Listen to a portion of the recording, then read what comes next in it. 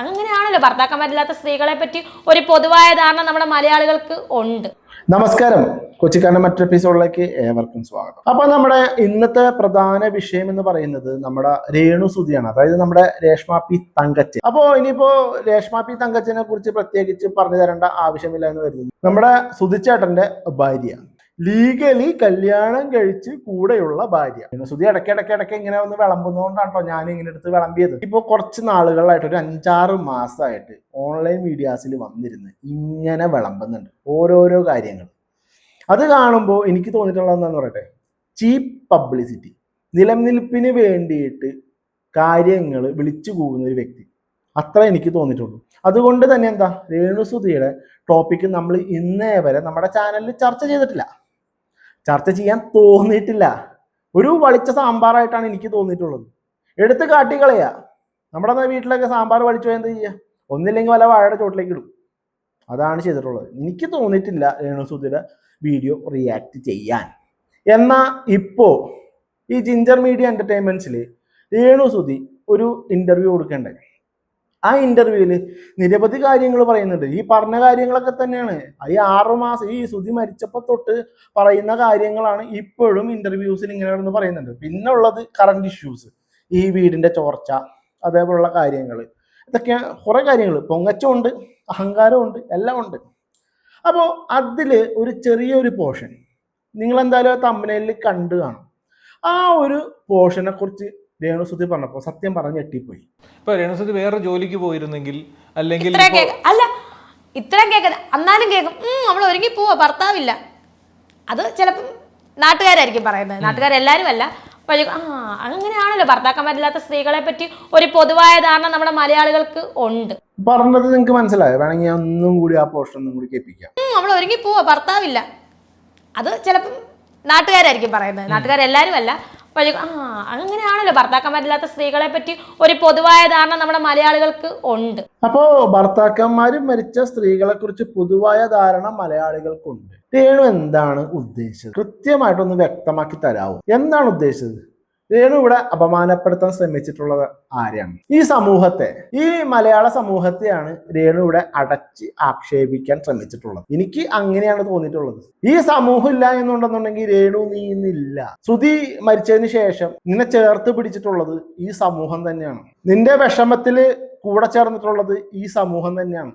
എന്നാൽ ഈ സമൂഹത്തെ നീ ലാസ്റ്റ് അടച്ച് ആക്ഷേപിച്ചിരിക്കുകയാണ്. വളരെ മോശമായി പോയെന്ന് ഞാൻ പറയത്തുള്ളൂ, വളരെ മോശം. ഒരു വിധവയായിട്ടുള്ള ഒരു സ്ത്രീ അണിഞ്ഞൊരുങ്ങി ജോലിക്ക് പോയി കഴിഞ്ഞു കഴിഞ്ഞാൽ ഒരിക്കലും ആ ഒരു സ്ത്രീയെ മോശം രീതിയിലോ അല്ലെങ്കിൽ അവരെ വേറെ രീതിയിലോ കാണുന്ന ഒരു സമൂഹമല്ല നമ്മുടേത്. ചിലപ്പോൾ 1,00,000-1-2 കാണാം. അതിന് ഈ സമൂഹത്തെ തന്നെ അടച്ച് ആക്ഷേപിച്ചത് വളരെ തെറ്റായിപ്പോയി. എനിക്ക് അങ്ങനെ പറയാൻ പറ്റത്തുള്ളൂ. ഇപ്പോൾ രേണുസുധിയും ഒരു വിധവയായിട്ടുള്ളൊരു സ്ത്രീയാണ്. രേണുസുധി പുറത്തിറങ്ങിയപ്പോൾ ഈ സമൂഹത്തിന്റെ ഭാഗത്തു നിന്നും എന്തെങ്കിലും ഇത്തരത്തിൽ പ്രശ്നങ്ങൾ ഉണ്ടായിട്ടുണ്ടോ? ഉണ്ടെന്നുണ്ടെങ്കിൽ രേണുസുധി വ്യക്തമാക്കണം, കാര്യങ്ങൾ വ്യക്തമാക്കി പറയണം. അല്ലാതെ ഒരു ഓൺലൈൻ മീഡിയയിൽ വന്നിരുന്നിട്ട് ഒരു സമൂഹത്തെ തന്നെ അടച്ച് ആക്ഷേപിച്ചത് തെറ്റായിപ്പോയി, മോശമായിപ്പോയി. ഈ സമൂഹം ഇല്ല എന്നുണ്ടെന്നുണ്ടെങ്കിൽ രേണു ഇന്നില്ല. ഏതെങ്കിലും ഒരു അടുക്കളയുടെ മൂലയിൽ ഇങ്ങനെ ഒതുങ്ങി തീരേണ്ട രേണു ഇപ്പോൾ സമൂഹത്തിൽ തല ഉയർത്തി നടക്കണം എന്നുണ്ടെന്നുണ്ടെങ്കിൽ സമൂഹത്തിന്റെ സപ്പോർട്ട് എത്രത്തോളം ഉണ്ടെന്നുള്ളത് രേണു മനസ്സിലാക്കണം. രേണുവിനെ വിമർശിക്കുന്നവർ നിരവധി പേരുണ്ട്. അത് രേണുവിന്റെ കയ്യിലിരിപ്പ് കൊണ്ട് തന്നെയാണ്, ഇല്ല എന്നൊന്നും പറയുന്നില്ല. രേണുവിനെ സപ്പോർട്ട് ചെയ്ത് സംസാരിക്കുമൊന്നുമല്ല ഞാൻ. രേണുവിന്റെ കയ്യിലിരിപ്പ് കൊണ്ട് തന്നെയാണ് ആളുകൾ വിമർശിക്കുന്നത്. അത് രേണു ആദ്യം മനസ്സിലാക്കണം. പക്ഷെ ഇപ്പൊ ഈ പറഞ്ഞിട്ടുള്ള ഒരു കാര്യം പക്കാ തെണ്ടിത്തരം, പോക്രിത്തരമാണ്. രേണു എന്താണെന്നുണ്ടെന്നുണ്ടെങ്കിലും ഇതിനുള്ള വിശദീകരണം നൽകിയേ പറ്റൂ. സമൂഹത്തെയാണ് രേണു അടച്ച് ആക്ഷേപിച്ചിട്ടുള്ളത്. ഈ സമൂഹം തന്നെയാണ് രേണുവിൻ്റെ കുട്ടികൾക്ക് വീട് നൽകിയിട്ടുള്ളത്, ഇല്ലേ? രേണുവിൻ്റെ കുട്ടികളെ പഠിപ്പിക്കാനായിട്ട് ഈ സമൂഹം തന്നെയാണ് മുന്നിട്ടിറങ്ങിയിട്ടുള്ളത്. ഈ സമൂഹം എന്ന് പറയുമ്പോൾ അതിനകത്ത് പെടുന്നത് തന്നെയാണ് ഈ പറയുന്ന ചാനലുകാരും ഇതൊക്കെ. ആ വീട് ഒരു സമൂഹത്തിന്റെ ഗിഫ്റ്റാണ്. രേണു എന്താണ് അതൊന്നും മനസ്സിലാക്കാത്തത്? രേണുവിന് അങ്ങനെ ഒരു ചിന്താഗതി ഉണ്ടെന്നുണ്ടെങ്കിൽ അതിങ്ങനെ പബ്ലിക് പ്ലാറ്റ്ഫോമിൽ വന്ന് വിളിച്ചു പോവാതിരിക്കുക. ഇപ്പോ സമൂഹത്തെ വരെ ആക്ഷേപിക്കുന്ന രീതിയിലാണ് രേണു സംസാരിച്ചിട്ടുള്ളത് ഒരു ഓൺലൈൻ മീഡിയയുടെ മുന്നിൽ. എനിക്കത് കണ്ടപ്പോൾ സത്യം പറഞ്ഞു കഴിഞ്ഞാൽ പ്രതികരിക്കാൻ തോന്നി. അതുകൊണ്ട് തന്നെയാണ് പ്രതികരിച്ചിട്ടുള്ളത്. സെലിബ്രിറ്റി ആകണം അങ്ങനെ ആളുകൾ തിരിച്ചറിയണം ഈ പറഞ്ഞ പോലെ അങ്ങനെ ഒരു ചിന്തയില്ലാത്ത കാരണം ഒരു 99% മലയാളികൾക്ക് ആഗ്രഹമുള്ള കാര്യമാണ് ഈ പറഞ്ഞ പോലെ അഭിനയിക്കണം എന്നൊക്കെ ഉള്ളത്. അവർ അങ്ങനെ ചിന്തയുണ്ടായിരുന്നു. ഒരുപാട് പേര് അതിനു വേണ്ടിയിട്ട് തന്നെ പ്രയത്നിക്കുന്നു, അഭിനയിക്കണം. ഇത്ര വാതിൽ ഞാൻ കേട്ടിട്ടുണ്ട്. ഇന്നിപ്പോൾ പ്രതീക്ഷയാണല്ലോ എൻ്റെ കൂടെ അഭിനയിക്കും. പ്രതീക്ഷയാണല്ലോ പറഞ്ഞ ചേച്ചി ഞാൻ ഒരുപാട് പേരെടുത്ത് അഭിനയിക്കാൻ ചാൻസ് ചോദിച്ചു, ഒരുപാട് അലഞ്ഞിട്ടുണ്ട്. 2-3 ചെയ്തിട്ടുമുണ്ട് അഭിനയം, ആൽബം ഒക്കെ, സിനിമ. പക്ഷേ കരിമിഴി കണ്ണാലെ ചേച്ചിയുടെ ചെയ്തപ്പോഴാണ് ഞാൻ ഇച്ചിരി എന്നെ എല്ലാവരും അറിയപ്പെടുന്നതും. സത്യമാണ് അത്. അതിനുശേഷം ഞാനും ഒരുപാട് ആൽബങ്ങൾ ചെയ്തതെല്ലാം ഹിറ്റ്, തൊടുന്നെല്ലാം പൊന്നു പോലെ. ഞാൻ അഹങ്കാരമോ ഞാൻ ഇതൊന്നും പറഞ്ഞൊന്നുമല്ല. എന്തായാലും ദൈവഭാഗ്യം കൊണ്ട് ഞാനും പ്രതീക്ഷ അല്ലെങ്കിൽ ഞാൻ ചെയ്തതൊക്കെ എന്തായാലും 4 പേര് കാണാനുണ്ട്. എൻ്റെ പൊന്നു ചേച്ചി ഒന്നും പറയല്ലേ, പെറ്റ തള്ള തയ്ക്കൂല. സത്യം പറയാല. ഈ നമ്മൾ കുറച്ച് നാളുകൾ മുമ്പ് ഒരു തരംഗം ഉണ്ടായിട്ടുണ്ടായിരുന്നു, നമ്മുടെ സന്തോഷ് പണ്ഡിറ്റ് തരംഗം, ഓർമ്മയുണ്ടോ? ആ ഒരു തരത്തിലേക്കാണ് ആളുകൾ താങ്കളുടെ വീഡിയോസ് കാണുന്നത്. അല്ലാതെ വേറെ ഒന്നും പ്രതീക്ഷിക്കരുത്.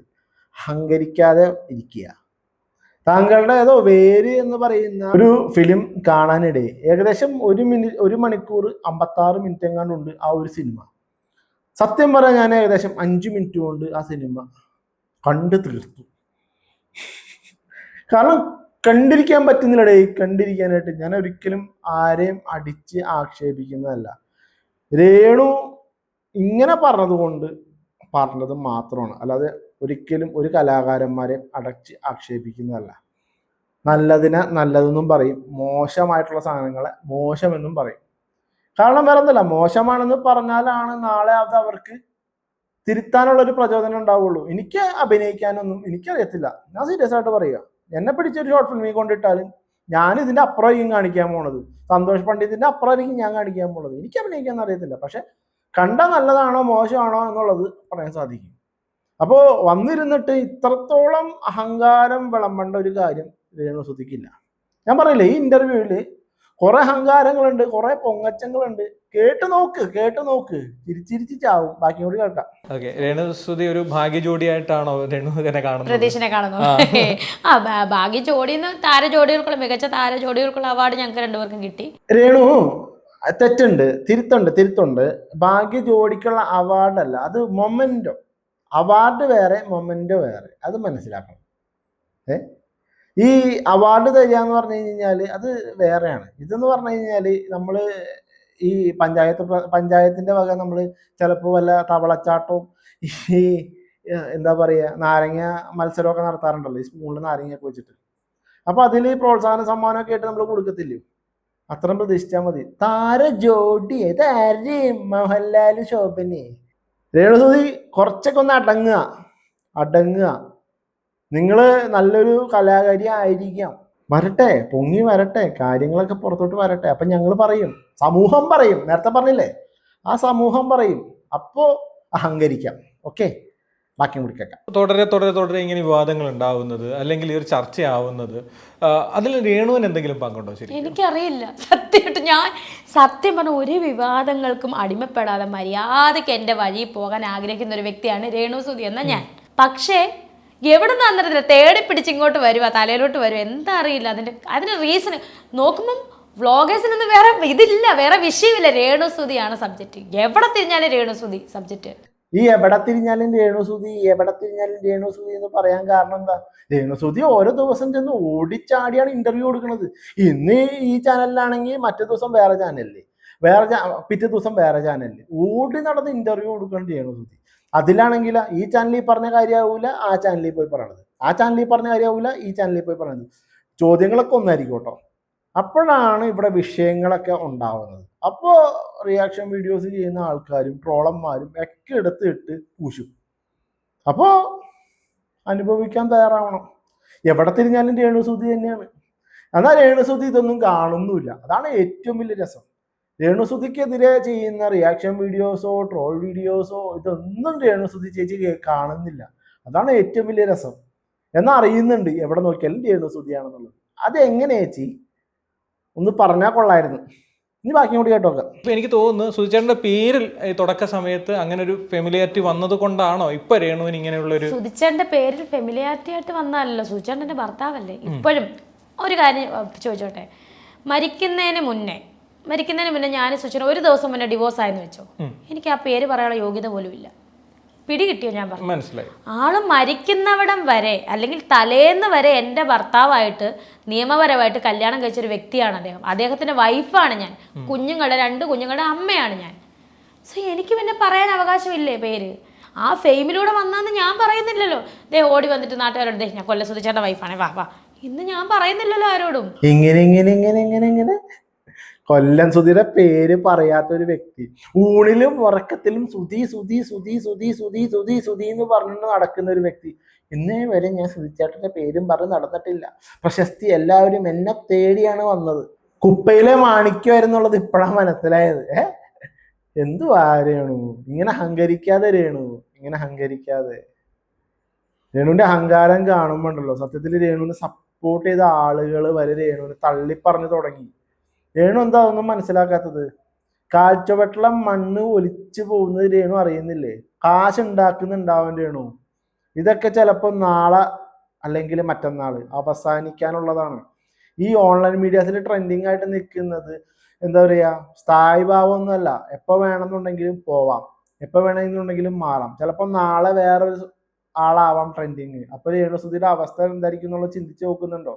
ഞാൻ നേരത്തെ പറഞ്ഞല്ലോ, രേണുസുധിയുടെ കാലിന്റെ അടിയിലെ മണ്ണ് ഒലിച്ചു പോകുന്നത് രേണുസുധി അറിയുന്നില്ല. അതിന് ഉദാഹരണം ഞാൻ വേണമെങ്കിൽ ഒന്ന് പറഞ്ഞുതരാം.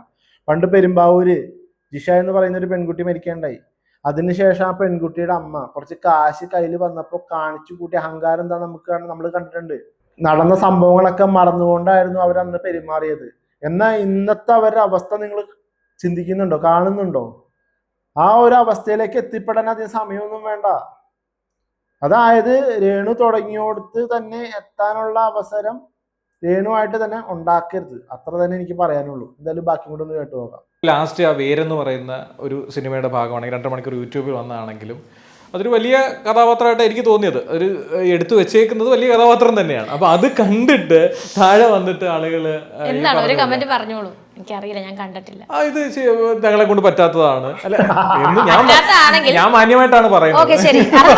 അയ്യോ, അത് മാന്യതയുടെ അതിർവരമ്പൊന്നും അല്ല അവിടെ കിടക്കുന്നത് ആ സാധനം. എനിക്ക് മനസ്സിലായത്. താങ്കൾക്ക് അങ്ങനെയല്ലേ പറയാൻ പറ്റും. അവളെ ഇരുത്തി തന്നെ കൊന്ന് കാര്യം പറഞ്ഞു. എനിക്ക് പറ്റാത്ത റോളാണ് അത്. ആളും കണ്ടിട്ടുണ്ട്. ഈ ഒരു ആങ്കറും ആ ഒരു സിനിമ കണ്ടിട്ടുണ്ട്. ആങ്കർക്കും തോന്നി അത് രേണുവിന് പറ്റാത്തൊരു സാധനമാണ്. തുറന്നടിച്ച് രേണുവിന് സമാധാനമായി. പ്രോഗ്രാമിന് വന്നപ്പോ ഒരാളെന്നെ രേണു ഷോർട്ട് ഫിലിം ഉണ്ട്, 2 ദിവസം ഷൂട്ടുണ്ട്, ഇങ്ങനെ പറഞ്ഞു. ഞാൻ പച്ചക്കാൻ 5 ലക്ഷം എവിടെ കണ്ട? 1 ലക്ഷം കണ്ടിട്ടില്ല. ഞാൻ പറയണേ 5000 രൂപയുടെ കാര്യം ഒരു ദിവസം. രേണുസുധി എന്ത് പരിപാടി അവതരിപ്പിച്ചാലും, അതായത് ഷോർട്ട് ഫിലിം അവതരിപ്പിച്ചാലാണെങ്കിലും എന്ത് അവതരിപ്പിച്ചാലാണെങ്കിലും 5000 രൂപ. ഏതെടുത്താലും 5. നമ്മൾ ഈ കുപ്പിവളയുടെ കടകളിലൊക്കെ ഫ്രണ്ടിൽ എഴുതിയിരിക്കുമല്ലോ, ഏതെടുത്താലും 20, ഏതെടുത്താലും 20. അതേപോലെ തന്നെ എന്ത് പരിപാടിക്ക് വിളിച്ചാലും 5, അതായത് 5000 രൂപ എന്നാണ് ഉദ്ദേശിച്ചത്. എനിക്ക് മനസ്സിലായില്ല. അപ്പോ രേണുസുധി ഈ ഇങ്ങനെയൊക്കെ കണ്ടത് പറയുന്നുണ്ട്, കയ്യിൽ പൈസ ഇല്ല, വീട്ടിലെ കാര്യങ്ങളൊക്കെ നടന്നു പോകുന്നത്, റേഷൻ കടയിൽ നിന്നും ധാരാളമായിട്ട് അരി കിട്ടുന്നുണ്ട്, അതുകൊണ്ട് വീട്ടിലെ കാര്യങ്ങളൊക്കെ നടന്നു പോകുന്നു. ഞങ്ങൾക്ക് വീട്ടിൻ്റെ മെയിൻ്റെനൻസ് ഒന്നും ചെയ്യാൻ കയ്യിൽ പൈസ ഇല്ല, കബോർഡ് വാങ്ങാൻ ഞങ്ങളുടെ കയ്യിൽ പൈസ ഇല്ല, കബോർഡ് വേറെ ഒരു പുള്ളിക്കാരത്തി ആരോ സ്പോൺസർ ചെയ്തിട്ടുണ്ട് എന്നൊക്കെ രേണു ഇങ്ങനെ വിളിച്ച് പറയണ്ടേ. എന്നാൽ സുധി മരിച്ചത് തൊട്ട് ഇപ്പോൾ വരെയുള്ള രേണുവിൻ്റെ വ്യത്യാസങ്ങൾ കണ്ടാൽ നമുക്ക് മനസ്സിലാവും രേണുവിൻ്റെ കയ്യിൽ പൈസ ഇല്ല എന്നുള്ളത്. അതായത് ഹൈഡ്രാ ഫേഷ്യൽ ചെയ്യാൻ രേണുവിൻ്റെ കയ്യിൽ പൈസ ഉണ്ട്, ഡ്രസ്സസ് വാങ്ങിക്കൂട്ടാൻ രേണുവിൻ്റെ കയ്യിൽ പൈസ ഉണ്ട്. അത് നമ്മൾ ഒരിക്കലും തെറ്റി പറയല്ല കേട്ടോ, രേണുവിൻ്റെ പ്രൊഫഷൻ അങ്ങനെ ആയിരിക്കാം, പക്ഷെ പൈസ ഉണ്ട്. അപ്പം എന്തുകൊണ്ട് രേണു ഇതൊക്കെ ഈ പറയുന്ന മെയിൻ്റെനൻസിനോ കാര്യങ്ങൾക്കോ എന്തുകൊണ്ട് വിനിയോഗിക്കുന്നില്ല? അപ്പോൾ പറയും എൻ്റെ കയ്യിൽ പൈസ ഇല്ല. ഈ സമൂഹത്തെ മണ്ടന്മാരാക്കാണ്, അത്ര തന്നെ. ഈ രേണുവിനെ സഹായിക്കുന്നവരെ പറഞ്ഞാൽ മതി. ഇനിയെങ്കിലും അർഹതപ്പെട്ടവരെ സഹായിക്കുക, അത്ര എനിക്ക് പറയാനുള്ളൂ. അപ്പോൾ ഈ വീഡിയോ ഇവിടെ വെച്ച് നിർത്തുകയാണ്. അപ്പോൾ എല്ലാവർക്കും ഗുഡ് ബൈ.